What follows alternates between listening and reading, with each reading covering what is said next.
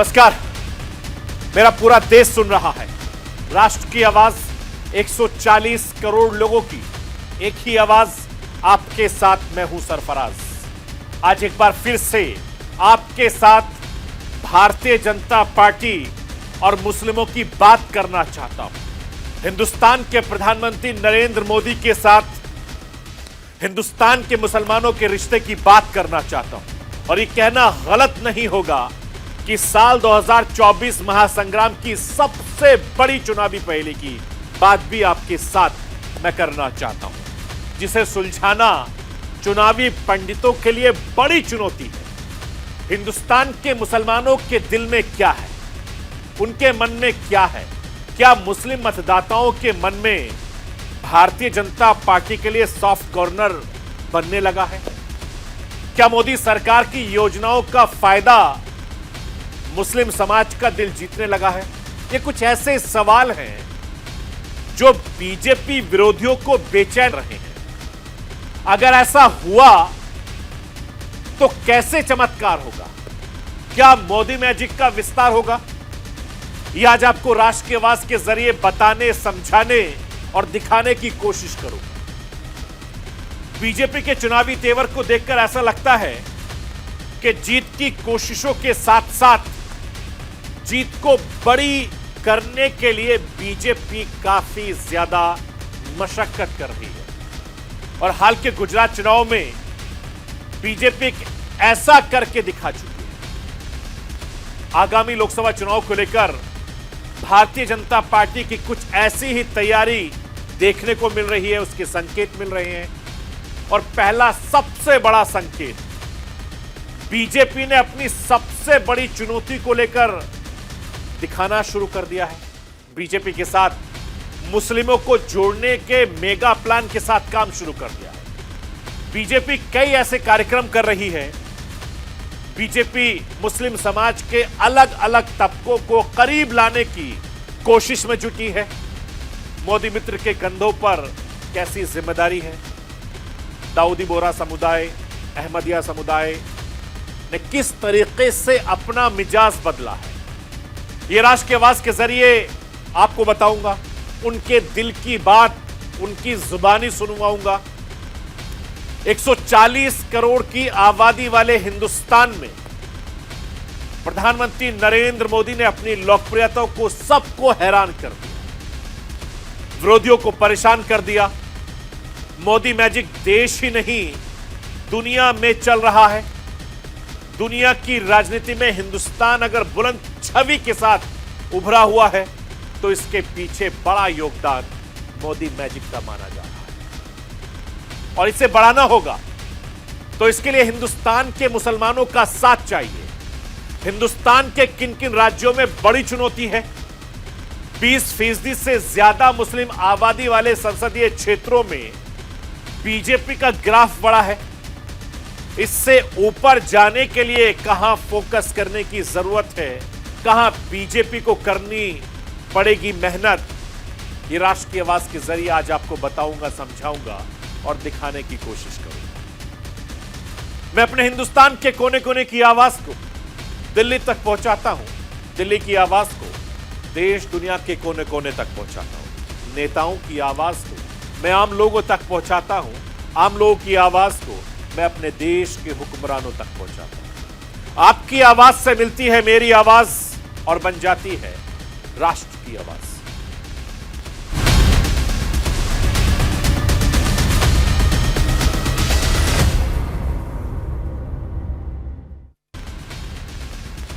साल 2024 लोकसभा चुनाव की तैयारियां शुरू हो गई है। 2024 चुनावी महासमर का मैदान सजने लगा है। हर राजनीतिक पार्टी अपने अपने तरीके से अपने पक्ष में माहौल बनाने में जुट गई है।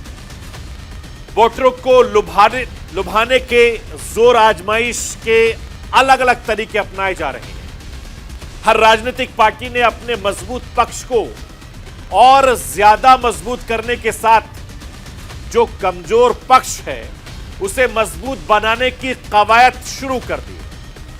मैं आपको बताना चाहता हूं कि भारतीय जनता पार्टी देश ही नहीं दुनिया की सबसे बड़ी राजनीतिक पार्टी है। हिंदुस्तान की राजनीति में इस वक्त भारतीय जनता पार्टी सबसे आगे चल रही है। 140 करोड़ आबादी वाले देश में बीजेपी ने अपने दम पर 2 बार केंद्र की सत्ता में काबिज होकर सबको हैरान परेशान कर दिया और बीजेपी की इस जीत में सबसे बड़ा योगदान हिंदुस्तान के प्रधानमंत्री नरेंद्र मोदी की लोकप्रियता को माना जा रहा है। इतनी बड़ी आबादी वाले देश में एक शख्स का यह मुकाम हासिल करना भारतीय जनता पार्टी को राहत देता है तो विपक्ष को परेशान कर रहा है। अभी तक मौद्रिक मैजिक चलता रहा, अब आगे की तैयारी है। साल 2024 लोकसभा चुनाव की तैयारी है। हाल के दिनों में बीजेपी के चुनावी तेवर को देखकर ऐसा लगता है कि भारतीय जनता पार्टी जीत की कोशिशों के साथ साथ जीत को सबसे बड़ी करने के लिए काफी ज्यादा मशक्कत कर रही है। हाल के गुजरात चुनाव में बीजेपी ऐसा करके दिखा चुकी है। आगामी लोकसभा चुनाव को लेकर भारतीय जनता पार्टी की इसी तैयारी के संकेत मिल रहे हैं और पहला सबसे बड़ा संकेत भारतीय जनता पार्टी ने अपनी सबसे बड़ी चुनौती को लेकर दिखाना शुरू कर दिया है। बीजेपी को पता है कि मुस्लिम मतदाताओं का बीजेपी के करीब आना मोदी मैजिक को कई गुना ज्यादा बढ़ा सकता है और मुस्लिम वोटर कुछ बड़ा चुनावी चमत्कार कर सकते हैं। बीजेपी को पता है कि साल 2024 को वोट लेने से पहले मुस्लिम मतदाताओं का दिल जीतना होगा। मुस्लिम मतदाताओं के वोट को जीतने के लिए, दिल जीतने के लिए बीजेपी ने अपनी रणनीति पर काम करना शुरू कर दिया। मोदी मित्र योजना इस दिशा में बड़ी पहल मानी जा रही है।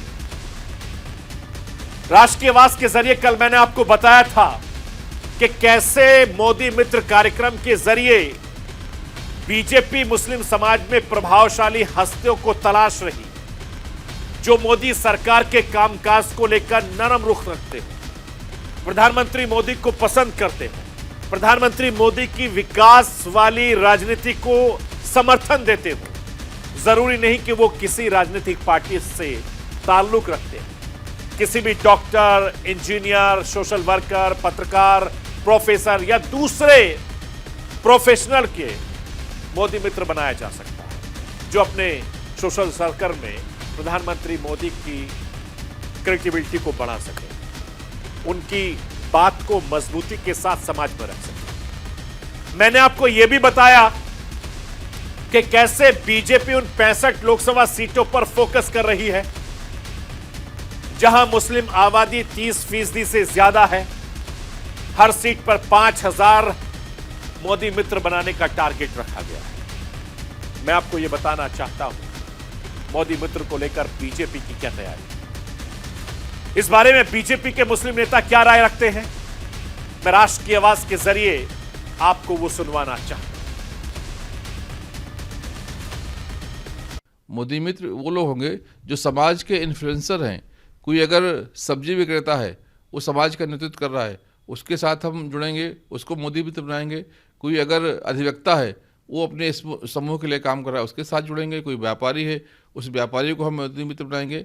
ऐसे लोग जो प्रधानमंत्री जी को सराहते हैं, ऐसे लोग जो प्रधानमंत्री के विकास के मॉडल को पसंद करते हैं, ऐसे लोग जो भारत माता को विश्व गुरु बनाने के लिए काम करना चाहते हैं, ऐसे लोग जो प्रधानमंत्री को विश्व नेता बनते हुए देखना चाहते हैं, ऐसे लोगों को चिन्हित करके हम उनको प्रधानमंत्री मोदी जी का मित्र बनाएंगे। उनके साथ वहाँ पर हम आउटरीच करेंगे, उनके समाज में जाएंगे और वहाँ भी माननीय मोदी जी की योजनाओं को लेकर जाएंगे। उनके साथ स्नेह सम्मेलन करेंगे और फिर एक बड़ा स्नेह सम्मेलन हम प्रधानमंत्री जी के साथ। मैं आपको ये बताना चाहता हूं कि देश भर की कुल 543 लोकसभा सीटों में 80 सीटें ऐसी हैं जहां मुस्लिम आबादी 20% से ज्यादा है। साल 2019 के लोकसभा चुनाव में बीजेपी ने 20% से ज्यादा वाली कुल 80 सीटों में से 58 सीटों पर जीत हासिल की 80 में से 22 सीटों पर बीजेपी को हार का सामना करना पड़ा। 17वीं लोकसभा में यानी 2019 के लोकसभा चुनाव में 27 सीटों पर मुस्लिम सांसद चुनकर आए। मुस्लिम बहुल सीटों पर बीजेपी बड़ी जीत मिलने का सिलसिला साल 2014 से शुरू हुआ, जिनके पीछे प्रधानमंत्री मोदी की लोकप्रियता, गृह मंत्री अमित शाह की रणनीति को बड़ा फैक्टर माना जा रहा है। मैं आपको यह बताना चाहता हूं कि साल 2014 लोकसभा चुनाव के बाद हुए राज्य चुनाव में मुस्लिम मतदाताओं की पसंद कौन सी पार्टी बनी है। आपके टीवी स्क्रीन पर देखिए, उत्तर प्रदेश में 65% मतदाताओं की पसंद समाजवादी पार्टी है, कांग्रेस बनी, जबकि बीएसपी 19% मुस्लिम वोट बैंक मिले हैं। बिहार में 75% वोट आरजेडी गठबंधन को मिला, जबकि बीजेपी गठबंधन एनडीए को महज 6% वोट मिला है। अगर मैं गुजरात की बात करना चाहूं तो 46% मुस्लिम मतदाताओं की पसंद बनी कांग्रेस, जबकि गुजरात के मुसलमानों का 26% वोट भारतीय जनता पार्टी को मिला है। कर्नाटक की अगर मैं बात करूं तो 68% मुस्लिम वोट बैंक कांग्रेस के खाते में गया, वहीं भारतीय जनता पार्टी के खाते में 16% वोट गया। जेडीएस को 13% से संतोष करना पड़ा। मैं आपको यह भी बताना चाहता हूं कि किन सीटों पर बीजेपी को ज्यादा मेहनत करने की जरूरत है। भारतीय जनता पार्टी के लिए टफ सीटें कौन कौन सी है? वो संसदीय सीट जहां मुस्लिम आबादी सबसे ज्यादा है। पश्चिम बंगाल के बहरामपुर में 64% मुसलमान, जहांगीरपुर में 60% मुसलमान है, मुर्शिदाबाद में लगभग 60% मुसलमान है, जयनगर में 30% मुसलमान है। बिहार की अगर मैं बात करूं तो बिहार की किशनगंज में 67% मुसलमान हैं, कटिहार में 38% मुस्लिम वोटर हैं, अररिया में 32% मुस्लिम वोटर हैं, पूर्णिया में 30% मुस्लिम वोटर हैं, केरल की वायनाड में 57% मुसलमान वोटर हैं, मलप्पुरम में लगभग 70% मुस्लिम वोटर हैं, पोनानी में 64%, कोझिकोड में 37%, वडकारा में 35% और कासरगोड में 33% मुसलमान वोटर हैं। उत्तर प्रदेश की अगर मैं बात करूं केरल के बाद, तो उत्तर प्रदेश में सबसे ज्यादा मुस्लिम रामपुर में, लगभग 50% मुसलमान वोटर रामपुर में है।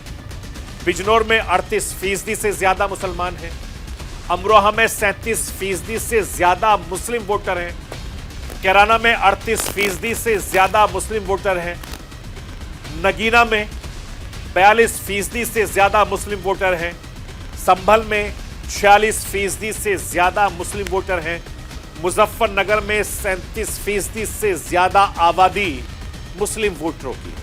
और भारतीय जनता पार्टी को इन मुस्लिम बहुल सीटों पर कड़ी मेहनत करने की जरूरत है।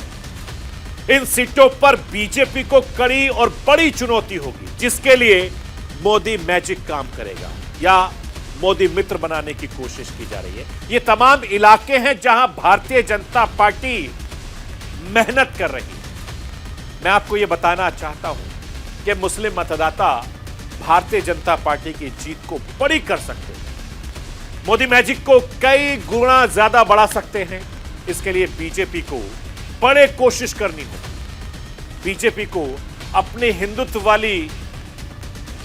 हिंदुत्ववादी वाली पहचान को बदलना होगा। पूरी तरीके से हिंदू समर्थक होने के आरोपों से बाहर आना होगा, ऐसा राजनीतिक के जानकार मानते हैं। मोदी मित्र इस दिशा में भारतीय जनता पार्टी की बड़ी महत्वाकांक्षी योजनाएं बताई जा रही है। इसके जरिए मुस्लिम समाज से भारतीय जनता पार्टी का संपर्क बढ़ेगा। इसके साथ ही भारतीय जनता पार्टी की तैयारी मुस्लिम समाज के अलग अलग वर्गों को, अलग अलग तबकों को साथ लेने की है। और इसमें बड़ी चर्चा दाऊदी बोहरा मुस्लिम समुदाय, अहमदिया मुस्लिम समुदाय के सबसे निचले पायदान पर खड़े पसबंदा मुसलमान को साथ लेकर चलने की भारतीय जनता पार्टी की रणनीति। और इस कैटेगरी में दाऊदी बोहरा मुस्लिम समुदाय का नाम सबसे आगे चल रहा है।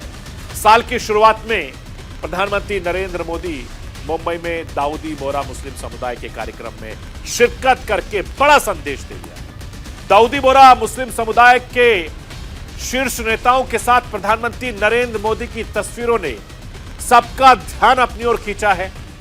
मुस्लिमों के साथ पीएम मोदी की मुलाकात बड़ी चर्चा का मुद्दा बना। प्रधानमंत्री मोदी दाऊदी बोहरा मुस्लिम समुदाय के साथ अपने करीबी रिश्तों का दावा कर रहे हैं। मैं राष्ट्र के आवाज के जरिए आपको एक बार फिर से नरेंद्र मोदी का वो बेहद खास बयान सुनवाना चाहता हूं जो उन्होंने सैफी समाज यानी दाऊदी बोहरा समाज के बीच के कार्यक्रम में।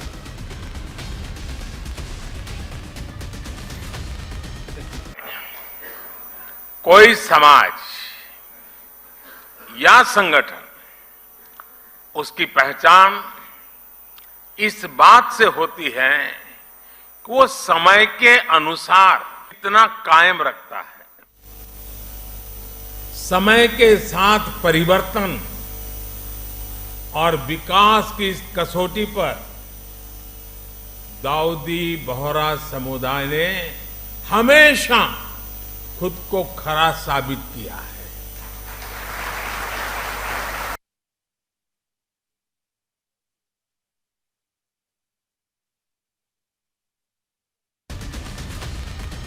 मैं आपको यह भी बताना चाहता हूं कि दाऊदी बोहरा समुदाय के प्रमुख डॉक्टर सैयदना मुफद्दल सैफुद्दीन को जामिया मिलिया इस्लामिया यूनिवर्सिटी का नया चांसलर नियुक्त किया गया है। जामिया मिलिया इस्लामिया की कोर्ट यानी अंजुमन के सदस्यों ने डॉक्टर सैफुद्दीन को यूनिवर्सिटी का चांसलर यानी अमीर जामिया चुना गया है। डॉक्टर सैफुद्दीन 5 साल के लिए चुने गए हैं। देश की जानी मानी जामिया मिलिया इस्लामिया यूनिवर्सिटी के चांसलर बनाए गए हैं। उन्होंने नजमा हेपतुल्लाह को बाद चांसलर का पद संभाला है। नजमा हेपतुल्लाह का कार्यकाल पिछले साल पूरा हुआ और 1 महीने पहले प्रधानमंत्री मोदी शिक्षा के क्षेत्र में दाऊदी बोहरा समाज के काम की तारीफ करते नजर आए। 1 महीने के बाद ही दाऊदी बोहरा समुदाय के प्रमुख डॉक्टर सैफुद्दीन साहब के हाथों में जामिया मिलिया इस्लामिया यूनिवर्सिटी की कमान सौंप दी जाती है और यह बड़ा संदेश हिंदुस्तान और दुनिया को दिया है।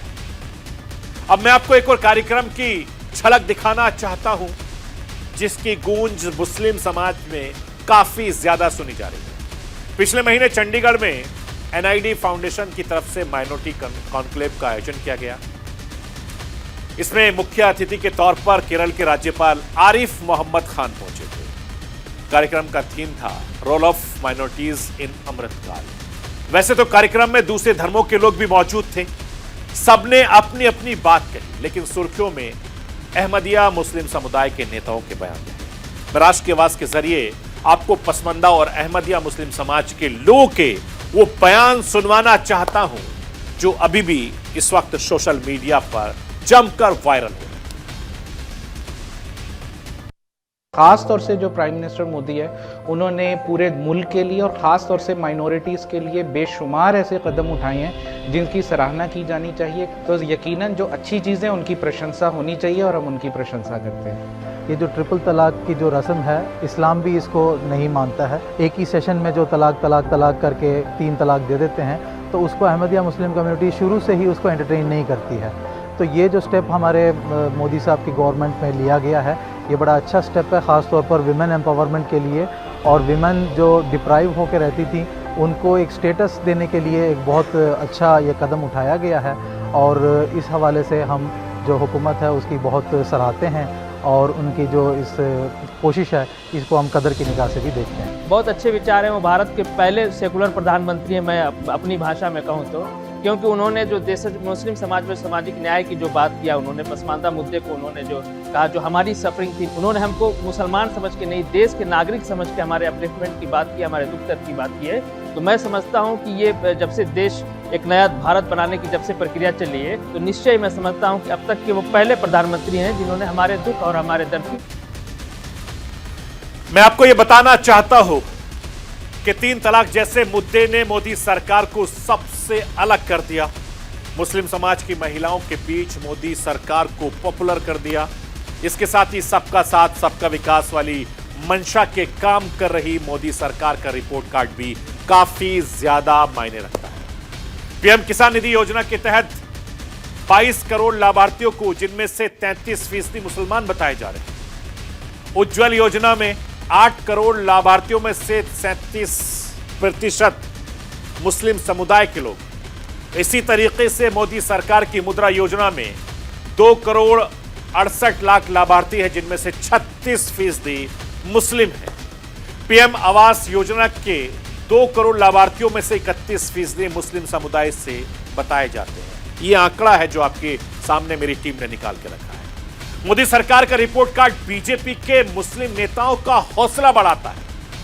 मैं राष्ट्र की आवाज के जरिए आपको इस मसले पर ऐसे नेताओं के बयान सुनवाना चाहता हूं जो लगातार इस मुहिम को आगे बढ़ा रहे हैं। आप सुनिए। प्रधानमंत्री नरेंद्र मोदी जी ने खास करके जो भारत के अल्पसंख्यक वर्ग के सबसे बड़े समुदाय मुस्लिम वर्ग हैं, उनके उत्थान के लिए जो पिछले 8 साल से लगातार काम कर रहे हैं, वो अपने आप में इतिहास है। ये पहली सरकार है भारतीय जनता पार्टी किसी तरह के कार्यक्रम को जब वो नीचे लास्ट लाइन में खड़े हुए व्यक्ति के लिए बनाती है तो उसमें सबको सम्मानित करती है। और ये जो अभी सूफी संवाद करके भारतीय जनता पार्टी के अल्पसंख्यक मोर्चा के एक कार्यकर्ता ने ये तय किया है कि वो लोगों के बीच में जाएंगे। इस सूफी संवाद बैठक के माध्यम से ये तय किया गया है कि वो लोगों के बीच में जाएंगे और सारे कार्यक्रमों को नीचे तक कैसे क्रियान्वित किए गए हैं उसका प्रचार प्रसार जोर। मुस्लिम समाज तो बहुत वफादार समाज है। वो कांग्रेस जिसने सिर्फ लूटा है, वो कांग्रेस जो मुसलमानों को दलित समाज से भी पिछड़ा बना दिया, उसको जब इतने दिनों तक प्यार दिया, सम्मान दिया, वोट दिया, तो मुझे लगता है जितना लाभ प्रधानमंत्री जी ने बिना वोट के दिया है उसका रिटर्न अब आना शुरू हो गया है। उसका सबसे बड़ा उदाहरण उत्तर प्रदेश का चुनाव है, जहां 12% मुसलमानों ने वोट दिया। मुझे लगता है कि 70% मुसलमानों का वोट इस बार भारतीय जनता पार्टी को, माननीय मोदी जी को मिलेगा। मुस्लिम समाज ने ठान लिया है कि माननीय नरेंद्र मोदी जी हमारे लिए एक सौभाग्यशाली नेता हैं। हमारा सौभाग्य है कि हमारे पास नरेंद्र मोदी जी हैं। पाकिस्तान तो दुआ करता है अल्लाह हमारे पास भी मोदी दे दे, तो अल्लाह ने तो हमको मोदी दिया हुआ है, मुसलमान समझ गया है। अब मुस्लिम समाज माननीय मोदी जी को विश्व नेता बनाने के लिए पूरी ताकत से उतरेगा और चुनाव भी जिताएगा, दुआ भी देगा।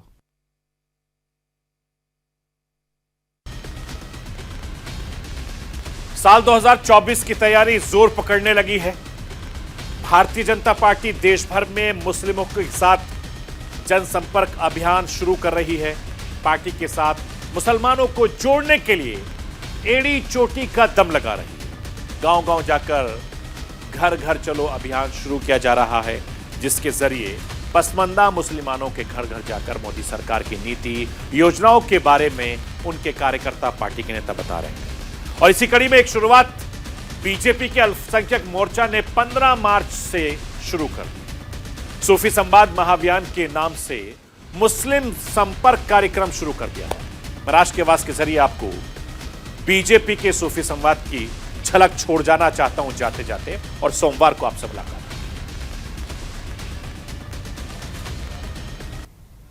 कि जो अल्पसंख्यक में मुस्लिम में पसमानदा समाज है, उसकी स्थिति ठीक नहीं है। और अगर देश को विश्व गुरु बनाना है तो सभी समाज के लोग मजबूत होना चाहिए। जो सूफी समाज के लोग हैं उन तक आउटरीच नहीं है।